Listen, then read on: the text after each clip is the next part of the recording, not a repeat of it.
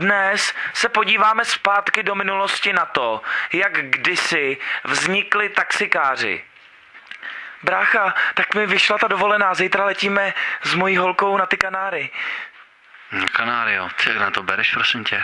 Hele, prosím tě, takže kdybys byl tak hodnej, jestli bys mě teda vyzvednul v 6 ráno zítra normálně před barákem, jestli by to šlo.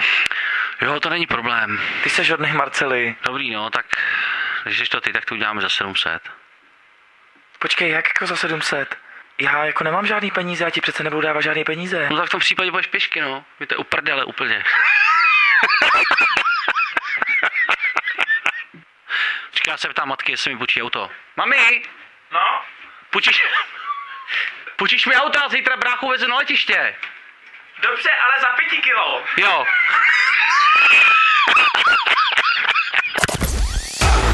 Leoš Mareš, Patrik Hezucký.